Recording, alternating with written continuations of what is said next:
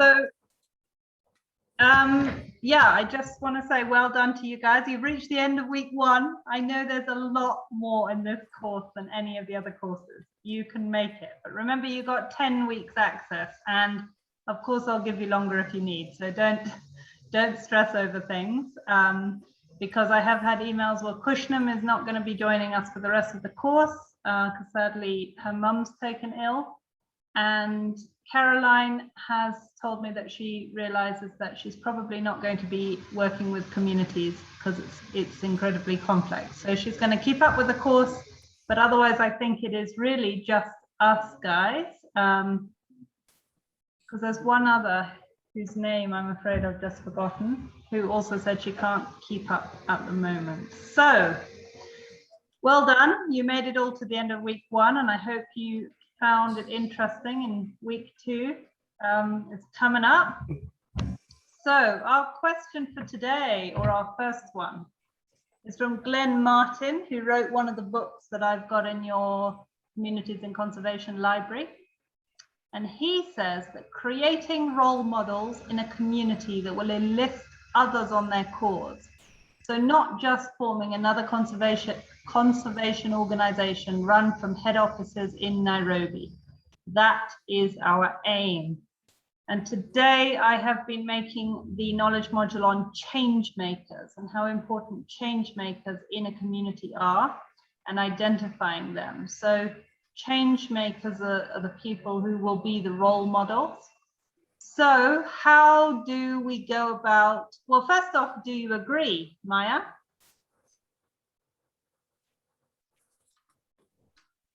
I think it's the most important of all to find role models, but at the moment I don't know how to find them, how to identify them, and how to persuade them to change the things together with me. Nope, that's perfect. So you agree, Ricky?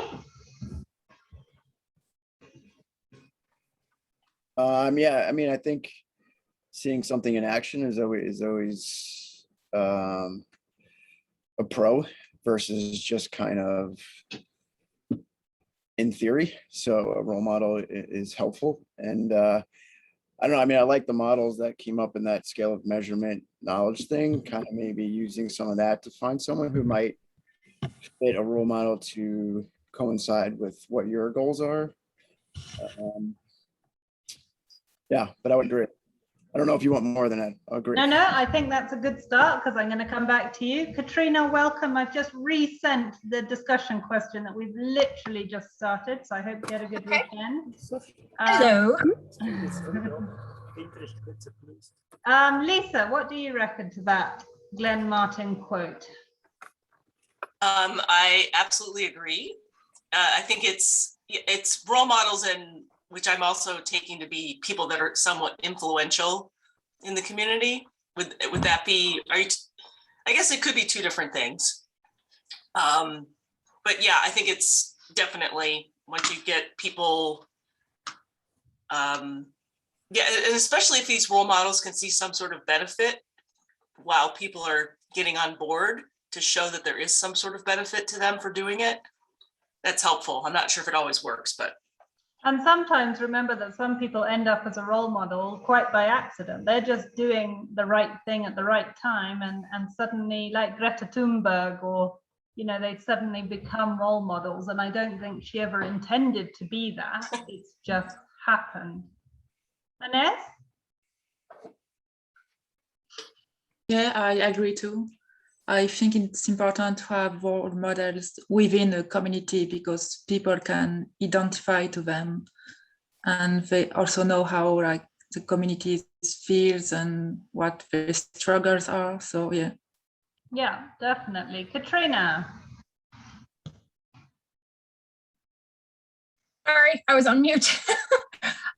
Yeah, no, I think, because role models in general, I mean, whether it's for, helping others, from a community for conservation, I mean, role models even help us as we're children. And I think if there are role models that are in a community and the children will see those people, and they'll be if they're the ones that they look up to, then they will also start to adopt that as well. And then that can, help to make change, with kids. And then also what's nice about children is that they can possibly influence their parents, by talking to them. So yeah, I think role models are a huge importance just in life in general. So of course, definitely in conservation. Absolutely. So you brought up definitely the different role models at different ages. So you might have to be in a community and acknowledge that you're going to need 2 or 3 people to help you, develop your goals and your conservation initiative. And those people should come from different age groups. But it might be, as with all role models who are just human, there might be antagonism between the role models because they might have different ways of doing things and both believe their way is the right way. So you're going to have to respect that, but allow them to get on with things. And yeah, that people might not have had the opportunity to be a role model because they're literally living day to day. They need their food to live, their money to send their kid to school, or collect water for the day. When do you have time to actually be a role model? So you might identify someone who is in the very early stages of perhaps developing an interest in the environment, and then you need to nurture that interest and give them the ability to practice it. So that might mean literally paying them half wages for a job that you've kind of created that doesn't really exist, but it allows them to go on their own without you saying, do this, do this, do this, because or you hope they're the type of character that is going to pull people along with them. We spoke about, volunteers within the community is super important. And sadly, in Africa, we have reached the stage where NGOs and foreign entities continually pay people for every single job. But in the end, they won't do any jobs unless they get paid. So you need to also balance that. But I think the importance of role models and change makers is so much so that you need to make an allowance, that they need to somehow earn some sort of partial income that frees up their time to do what they want to do. That might be going around and educating people about how to build a predator-proof boma.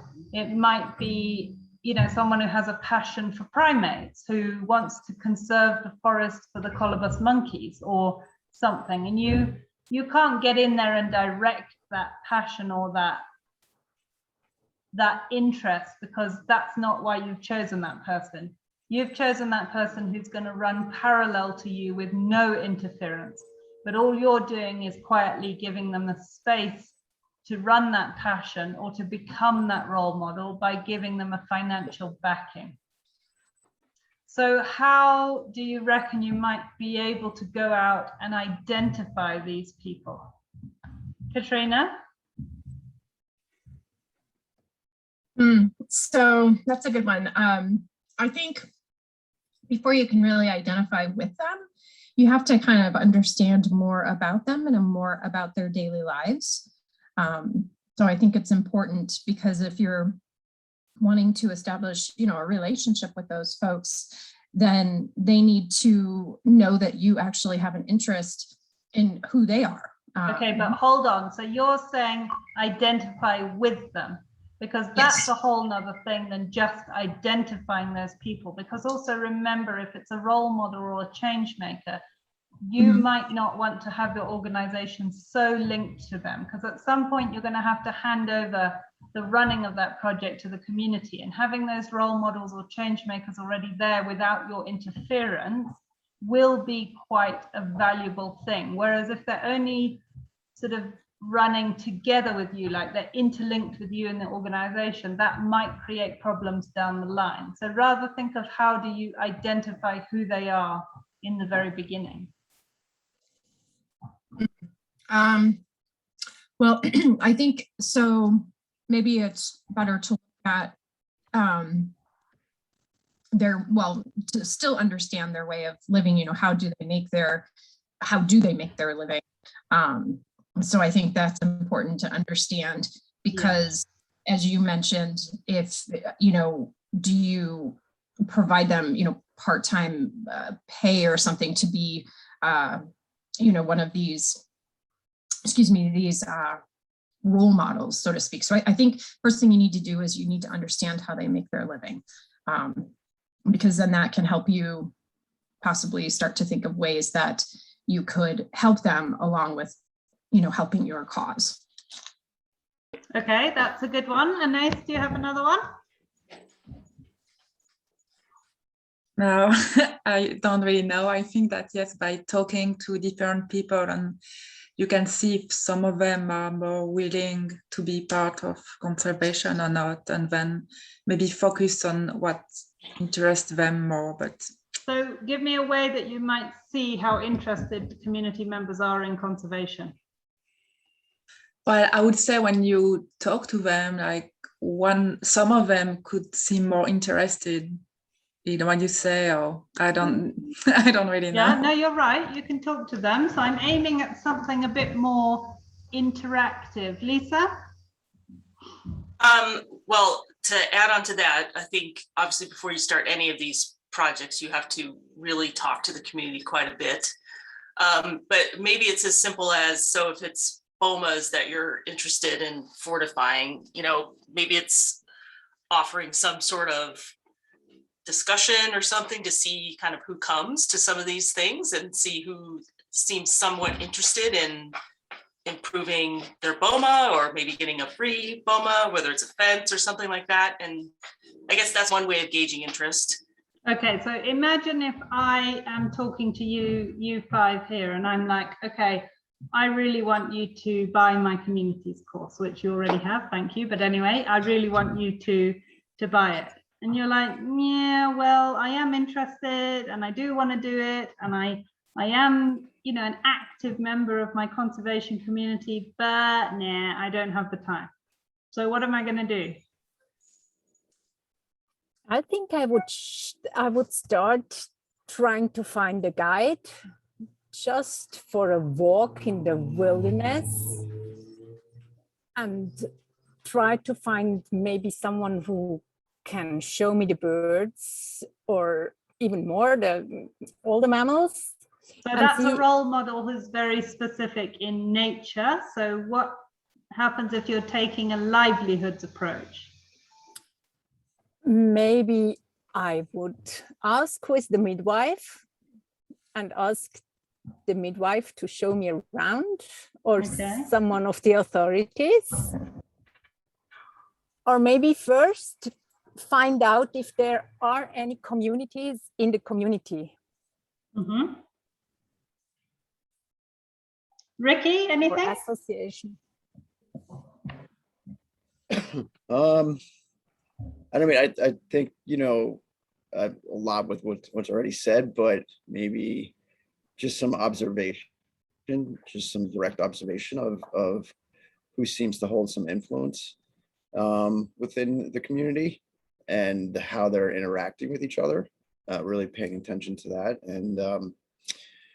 And if there's success in the community already, kind of see who's leading it, and then talk to them and offer them, yeah, I think all of these are really great ways. And Maya, I especially like talking to the midwife, because I tell you, probably midwives or people who do, very different jobs have a very different perspective on society. But what about running a competition with a prize? So incentive, what incentives do you give? So run a competition, because have we talked about yet how to build your team? I think it might be in this week that you're doing. So how do you decide what skills the individual team members within your team need to have? So you identify those skills and you need to find those skills within the community. So you need to develop quite a fun, interactive competition with an incentive, with a prize at the end, that those community members that genuinely are interested, that genuinely are problem solvers will come in and be drawn to, get engaged with, and interact with each other. And that could be a competition that runs yearly and you accrue points, It could be a competition which has lots of sub-competitions, so there's only one prize at the very end. You have to complete all the sub-competitions before you get to the main competition. And that could involve all sorts of things, from, like you said, Maya, going out and identifying what animals are in the community, you know, and what animals are actually causing the problem. So there might be a perspective that caracal are taking all the chickens when actually it's stray dogs. So who, you know, hand out some real basic box cameras and say, okay, here's a load of cameras, document what you think is happening to your poultry. So is it a bird of prey taking your poultry? Is it a caracal at night? Or is it actually your own dogs who, you know, we need to have a vaccination and a spaying program, and we need to cut down the numbers and euthanize a huge number, because I can tell you feral dogs are one of the big causes of antagonism in communities.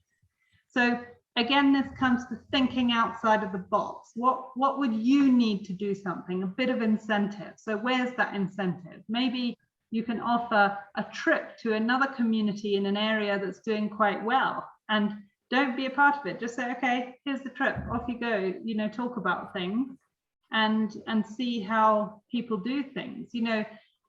And as much as I hate reality TV, there are times when reality kind of things work. So you take 3 members of the community and say, okay, we're going to fund you to live for 3 months in a community that's actually achieved a conservation goal.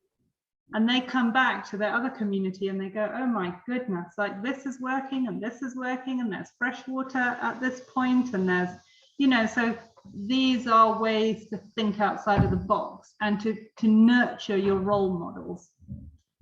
So that will also identify. Sorry. No, I was going to say, I really like the idea of the cameras, because that provides, you know, actual evidence that they can see, you know, versus somebody coming in and just saying, you know, hey, more than, you know, it may not be a small predator. It could be a wild dog or a stray dog. And so I think that also helps people in general, because then they're actually seeing the evidence versus just being told. So I think that's a really great idea. And we don't have to talk about it here, but if there's case studies or something to read, that would be interesting to learn more. So when you're talking about the incentives or like a competition, for example, do you mean more of a, is this, because it almost sounds when you say it's like a yearly thing, is that almost sort of like a maintenance thing, or do you do something more short term to identify a role model and then you continue? I'm just trying to figure out like what's the difference between that and paying and, you know, creating some sort of a timeline to actually. Lisa, just the use of that word is perfect, because yes, if you want it to be some sort of maintenance or some sort of checking that you've got the right role model every year, because you might not have the right role model and you might go a year and realize actually this guy's losing interest, hold on.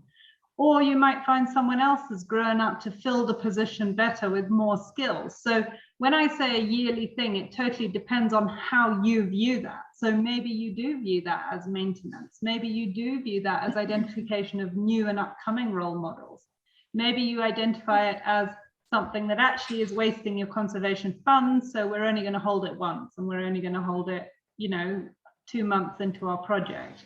So it totally depends on how you want to use it. Another thing that's very important and that role models need is a sense of pride. So they need to be proud to be part of their community. Now, I think one of the knowledge modules this week is about partnering with the media. And, you know, the media is so tricky. And from my perspective, very few conservation organizations know how to partner and want to partner, and they miss out on huge opportunities. Because whether we like it or not, people like reading about animals in the papers, in the media. Anyway, they love it.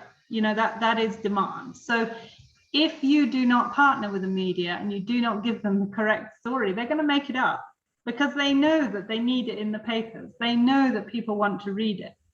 So now why don't you partner some of the people that you've identified, or create groups in your community with a media student from a university that needs an internship, and ask them to create a documentary about problems that their community is facing. So now you're giving that media student a chance to intern in environmental situations, which very few media interns get to do, especially in the third world. You know, they're always into politics or the city or urban areas, or, you know, and it just doesn't come easy. So now create a little group and have a competition. Who can bring out the best 5-minute video? And we're going to showcase them, and we're going to invite the communities around. Now that gives a sense of pride. I'm proud of the community that I'm coming from, but hold on. Am I filming all of this rubbish that's dumped in the middle of my village? No, no, no, hold on, don't film. I need to clean that up before I film. So you're not giving your perspective. You're just saying, right, here's a challenge, here's a competition, there's a monetary prize at the end, or there's a goat or a sheep, or we're going to have a roast, you know, nyama choma.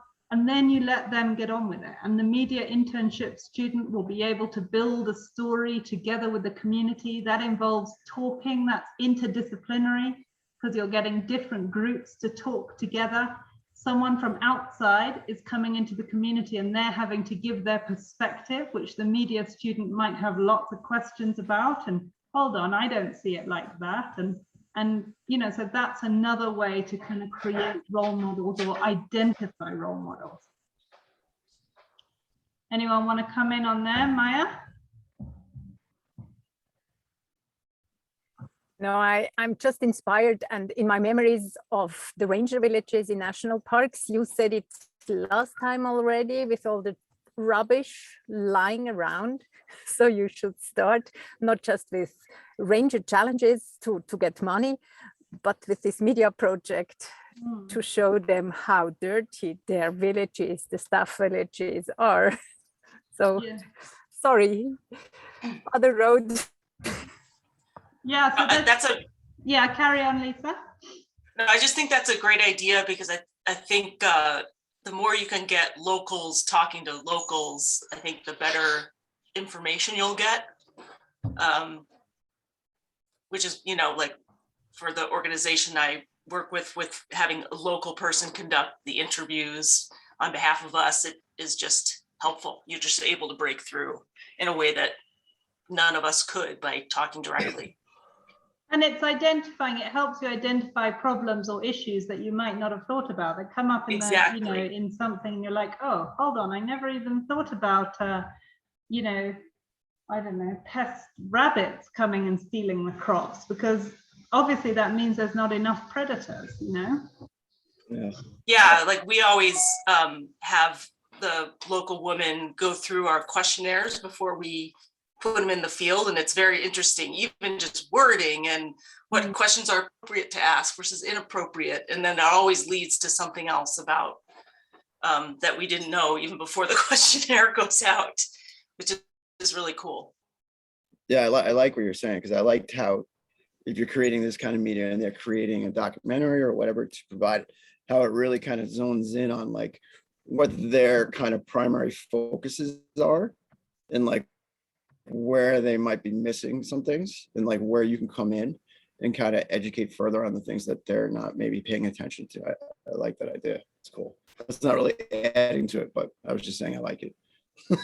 No, it does. And then remember, you've got the people like teachers who are already going to know what's happening in their schools and who role models, up and coming role models might be. You've got religious leaders who will kind of have an idea who's strong, who's a good speaker. Because remember, to be good in conservation or to be a good role model, you're going to have communication skills. And sorry, the world's not fair. So if you find a role model who's introverted, who doesn't want to speak to people, sorry, life's tough. You're going to have to bypass them. You can't, and you don't have time to be, you know, taking care of people's sensitive sides, because we just don't have that ability. So you need to have someone who's a little bit of a bully, maybe a bully is not the right word to choose, but they need to be good with words. You need to give them the ability to use words. You need to know that they can communicate. and that they're willing to communicate, that they're willing to stand up for the right thing, to stand in front of development, to stand up to government, to stand up to their peers when they say, no, we don't want to do this. Because if you choose someone who's not, who's still a good person, who's still a good practicer of good conservation, you ain't going to get anywhere. All right. Yes, Katrina. Well, I was going to say, I think that also ties into the first video for this week. You know, are you the right person, or is conservation really your strong point, basically? And I think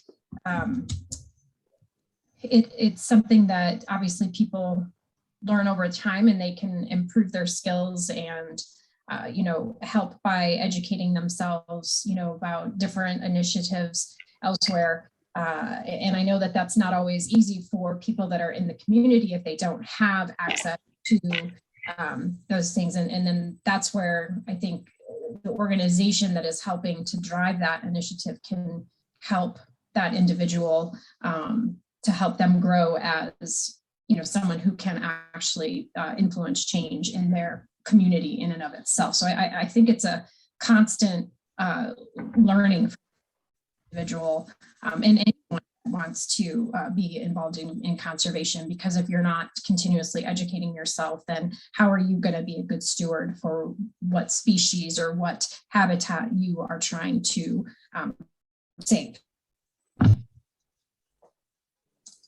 No, totally. I totally agree. And I think another thing that has really become a problem in Africa is that there's always this push for everybody to have a qualification in, you know, in public speaking or in this. And we need to get past that. You know, it's not important. If you are passionate about what you're passionate about, you're going to self-educate.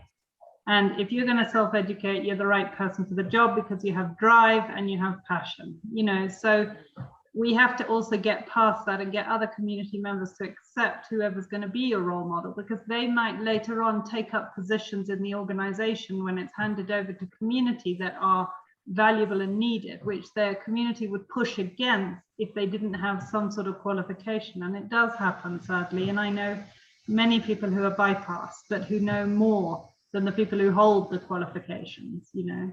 So that's also something to watch out for. Okay, at this point, I'm going to circle back before we move on to our next question, because we've already done 30 minutes. That's how quick it goes.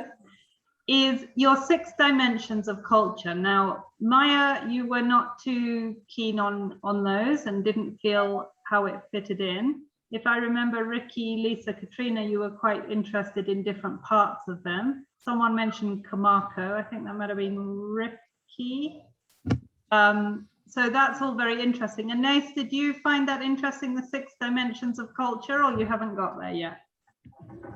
Yes, I thought it was very interesting, and also to look at where my country is and comparing to other. Yeah, I really liked it. So how do you then link creating role models, you know, to the type of where that community fits in those dimensions? A role model might act in a very different way. So remember, from our Western knowledge culture, we have an idea of how a role model should act. But remember, that might not be the way that it shows in that community, because they actually have different attributes or see different things as important. So does anyone want to come in on that with examples, or maybe something they've thought of or anything? Well, I don't know if this is something that could be done. You know, if they may not necessarily think, you know, of the 6 dimension from the country, but one of the things that I found really interesting about it is that, you know, there's all these different personality tests because we all have different personalities. So maybe it's helpful to understand where that person falls with some of the parts of the personality test, because then you can take that kind of help develop or your plan to work with that individual, because you see that, okay, they're more over here. And granted, the scales are different, but yet at the end of the day, they all still help you learn how to work and what you need to do. So I think, the personality test could be, any of the personality tests could probably help, just to understand that person more and where their values lie. And you're totally right, Katrina, but you missed out 2 words that you almost said. Your brain was thinking them, your mouth didn't say them. It's learning how to work people.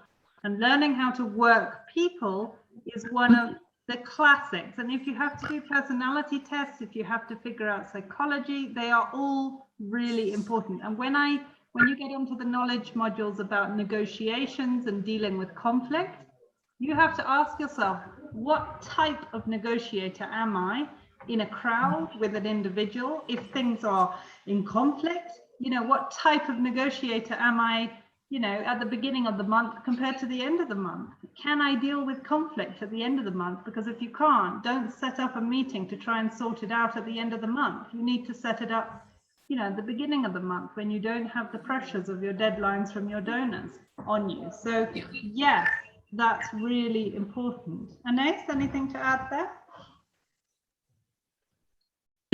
No, sorry, I really don't know what to say. That's okay. Ricky?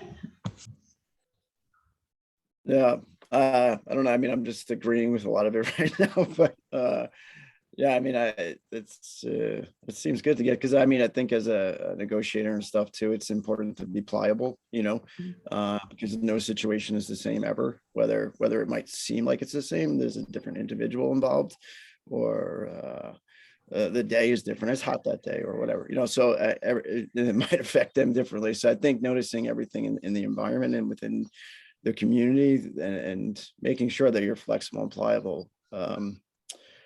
And that might be something that you look for in role models too, people who are like that, with the personality tests and things like that, and matching that along with the six dimensions in the countries who kind of fits those dimensions, because that's where the influences are. I think you can definitely start working those models a little bit. Perfect. Lisa, anything more there? I think I'm not entirely sure what the question was. Are you saying that you should take like the 6D model and apply it locally within a community to look at those levers? Because it could actually be a little bit different than the national version. Is that what you're saying? I'm not quite absolutely, sure. Absolutely. You're going to have a national version, and then each community is going to fit a bit differently, and that also depends on how if it was tribal, then which tribe is the suppressed tribe, which tribe is the dominant tribe. Yes, that 6 dimensions is going to affect even sub-communities within communities. But I'm not sure that I actually had a proper question with it. Oh, okay. I was just kind of giving you space to talk. If I did have a question, I've forgotten what it was. Yes, Ricky? So, I mean, I know we looked at the 6 dimensions and it kind of showed what they are for certain countries and things. But how do you go about finding out what the 6 dimensions are within those sub communities?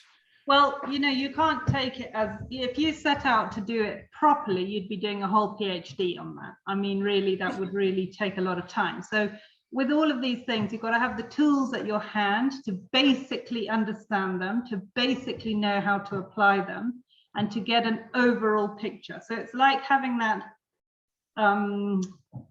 satellite imagery. You don't need to be zoomed totally in to see that there's a field there or a lake.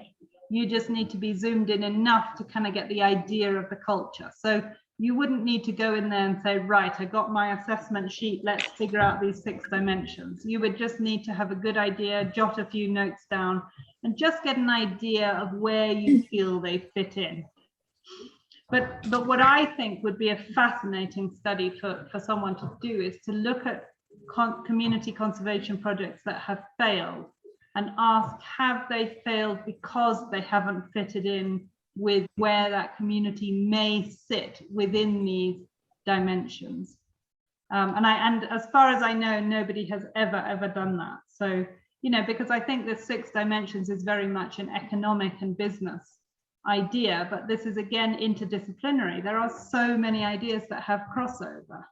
and there are just no people or no groups applying them because they haven't either learnt outside their sphere, or they just choose to say this is too much and actually there's already so much on my plate. But that's why the building of your team, when you get to that, is so critical. And again, the building of the team is something that comes from, you know, behavioral scientists. So that's a totally different approach. And I don't think many conservationists have actually sat down and looked at their team and analyzed what skills they're missing, and does that affect their, you know, their forwards momentum. You know, one of the freakonomics things is once a year, all neurosurgeons go for a massive meeting, or what do you call these meetings? Conference.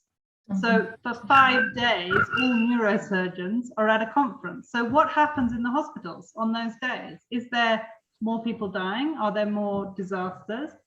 And, you know, you can look at it in the same way and say, okay, if none of us in conservation are applying a proper behavioral approach to building a team, how much are we actually, what harm are we doing, or where are we not moving forwards when we could be moving forwards with the right people?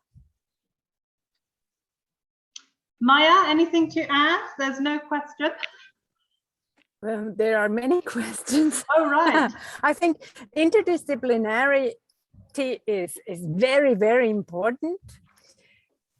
But I'm still with your example of the hospital.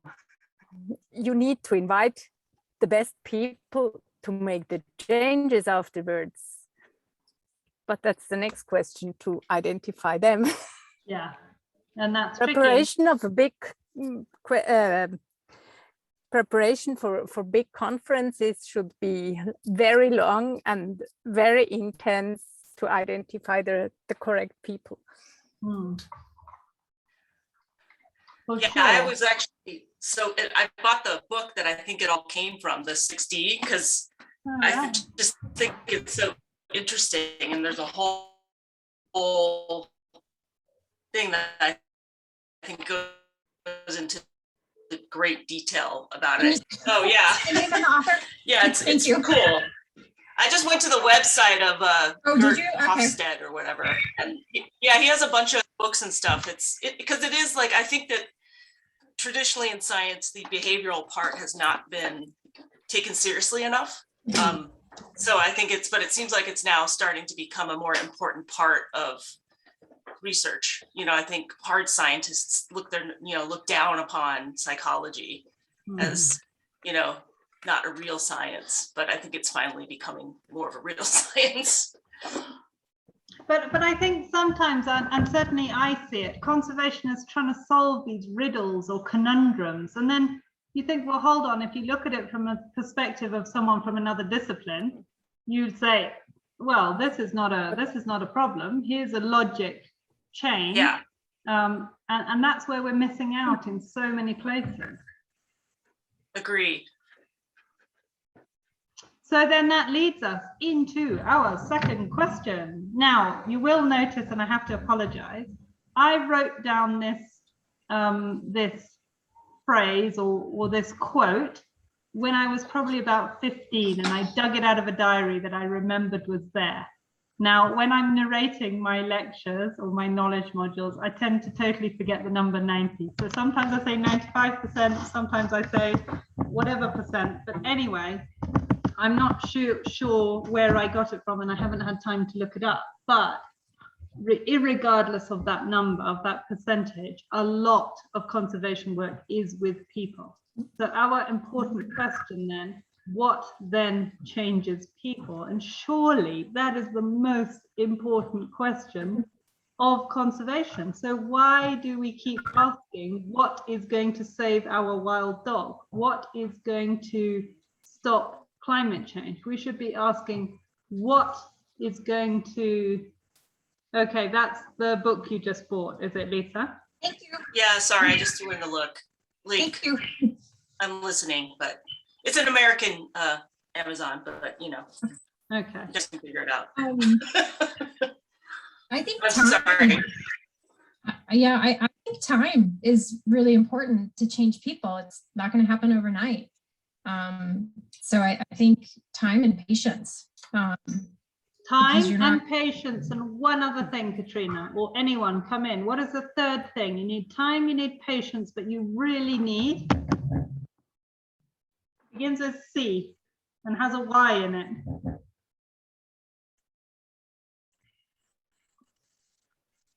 Hash. Yeah. You froze a bit. You're frozen. Oh, it begins with There you are. C and it has a Y in it.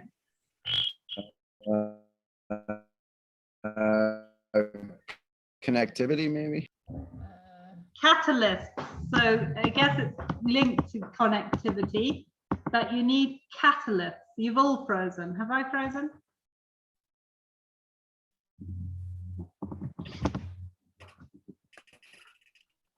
Are we back? It pushed you. Yes, you're back. You're back. Okay, but Ricky isn't and Maya isn't. They're frozen for me.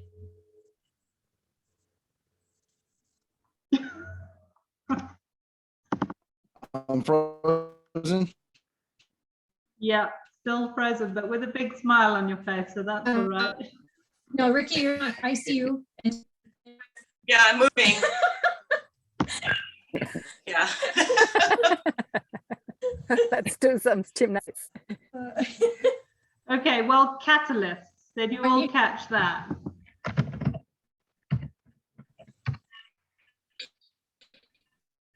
Oh, Yes. Is that how you But the- spell it? Catalyst isn't that similar to incentives? Like the reason that you change? No, I would So say, it must be something, Or an is it- incentive is a type of catalyst, but I wouldn't say it is a catalyst in and of itself. so I guess a catalyst could be, do you mean like, kind of like the last straw example? Like if a bunch of cattle have killed, predator or a leopard, and they finally get to the point that there's a catalyst for change because it's happening too much, is that the type of thing? Yes, It that could could be be. the thing. It could be your Okay. role model acts as a catalyst as well. It could be that an economic situation changes, that if you increase the value of something they produce, like honey. I'm not sure if I'm still stable on the internet here because everyone's frozen. I can hear you. I can hear you. Okay, let's maybe try and turn our videos off till we get back.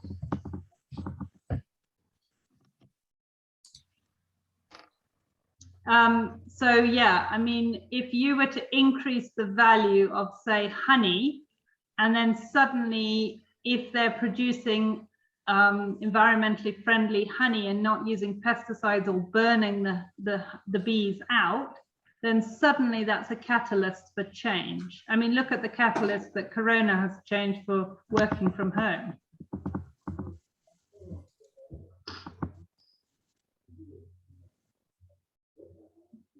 You're not frozen. No, I'm not. I'm waiting for someone else to add in something. Are we supposed to not be on video now, or? Well, we can try it. I mean, it's up to you. Turn it on, turn it off. We can play musical video.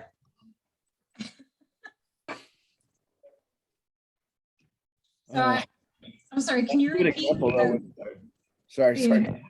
It's a good example with COVID, though, kind of pushing forward the remote possibilities and the way you work moving forward as companies are trying to now configure the traditional office settings.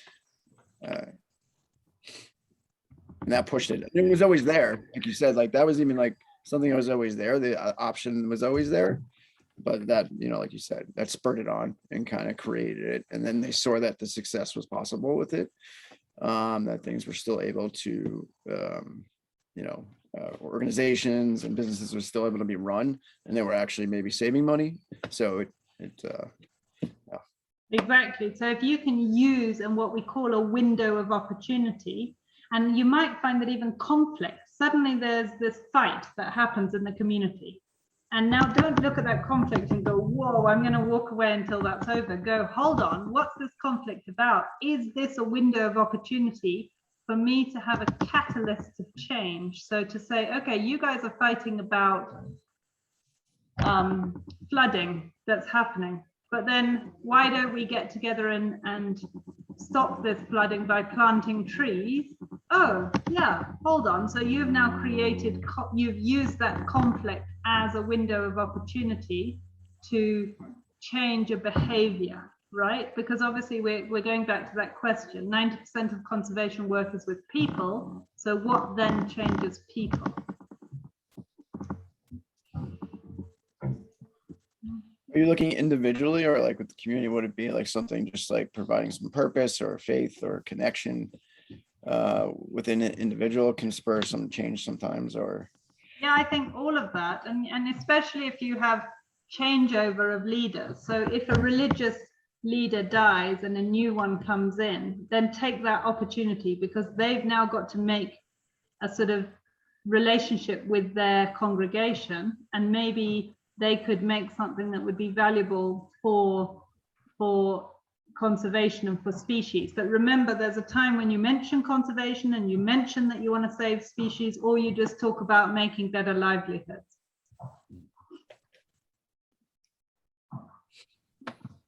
Maya, you look like you have something about to be said, or a thought swirling in your brain.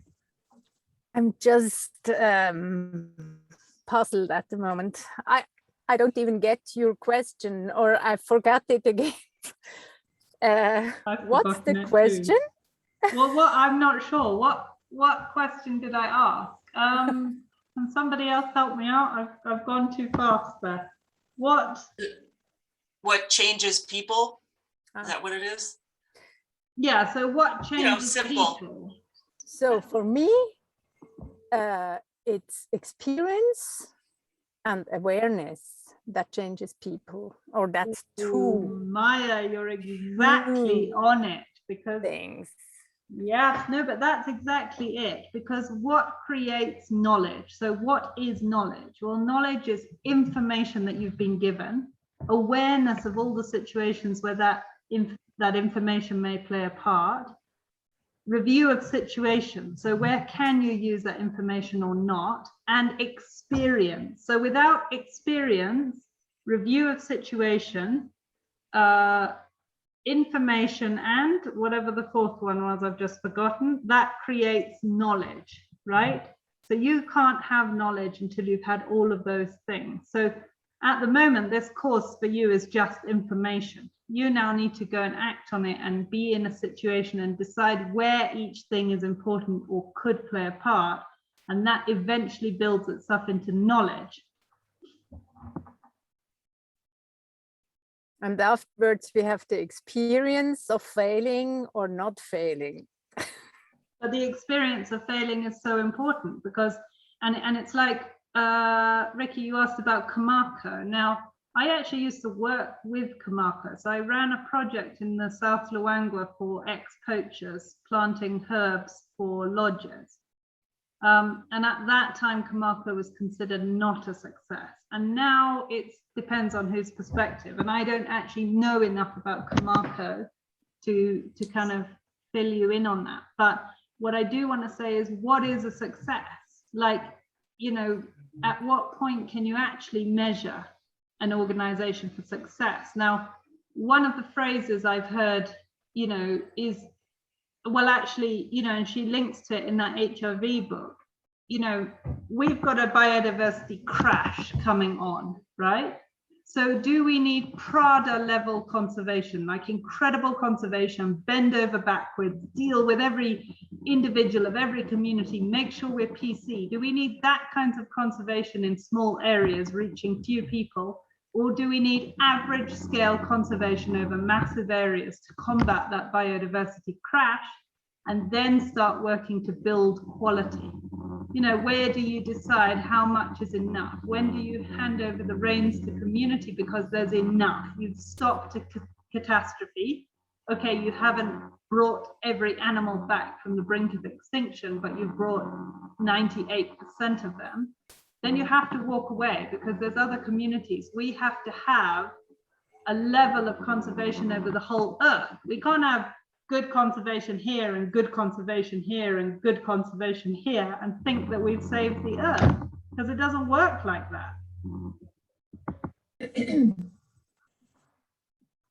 that is something that we are going to cover. And interestingly enough, again, that is an idea that comes from sports, not from conservation. So one of the ideas you're going to come on, which I teach you, is football or basketball, right?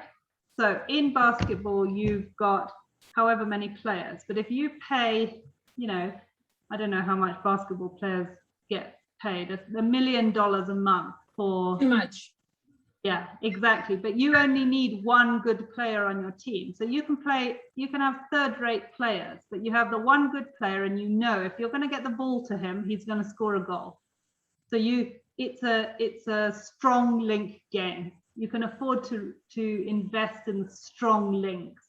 But football, on the other hand, or soccer, is a weak link game, because you still need good players to get your main goal scorer the ball, because it all relies on passes going up the court or up the field. So you are relying on your weak players to create a chain to get the ball to the strong player to score a goal.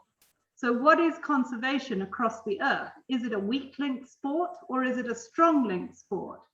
You know, are you relying on your weakest players in conservation, or are you reliant on your strongest players in conservation? And there we were mentioning Katrina Olpejeta. Olpejeta is a strong link player of conservation. Their view is that they are doing the absolute best, that all funding money should be coming to them because they can make more changes. But does that actually affect biodiversity conservation across the whole of Africa, if indeed you believe conservation is a weak link sport? And that's for you to decide.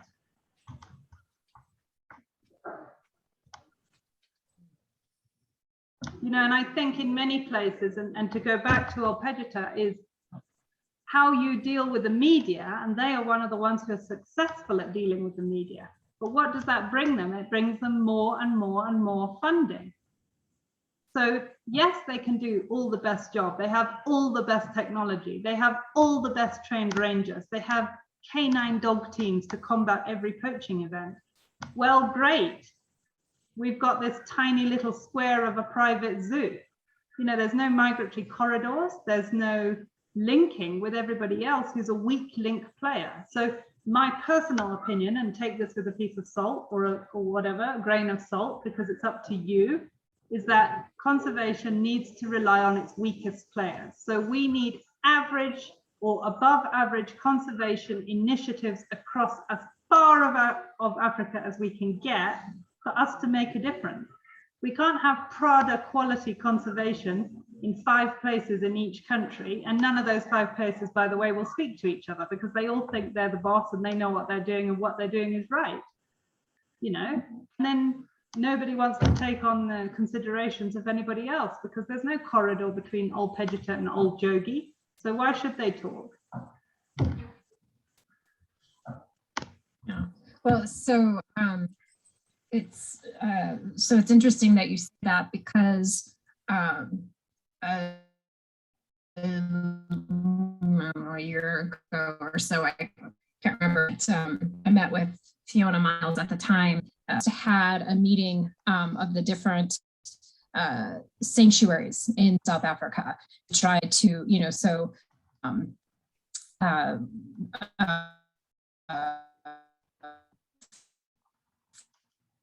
for Lions Rock and ADI and a couple of the others to come together to try to learn how to work together. So I'm actually curious how that has unfolded, just because COVID has happened and all of that. But it was interesting to hear that they realized that they need to work together. And so they wanted to figure out, you know, how to do that and what they could do. So but it's the same, you know, you're curious about that. Reach out to her again and see how. Yeah, I mean, you're curious about how that happened, but I know, you know, conservation organizations across the whole of Africa. So Raptors Botswana doesn't speak to BirdLife Botswana. They know that they should. They know that they should be sharing data, but do they do it? You know, and I have a friend who's set up an NGO that specifically is set up to get all the lion conservation organizations to talk to each other. Anyway, ladies and one gent, that brings us to the end. I mean, we can go on forever. That's why we put a timeline on these things. So I hope that you got a bit of thoughts out of there. Ricky, I saw you taking some notes, which is nice. You will get your study notes. How did you feel about me not giving them to you? I thought that you would create more of a ruckus than you did. No, I just take a picture so that I can write it down. Me too. I snap a picture and then I listen, and then I can go afterwards and then take stuff that I was like, oh, okay, I want to write that down.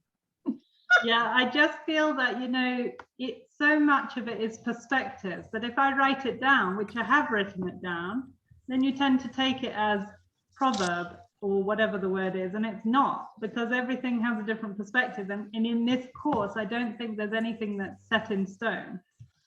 Yeah. Yep. No, completely agree.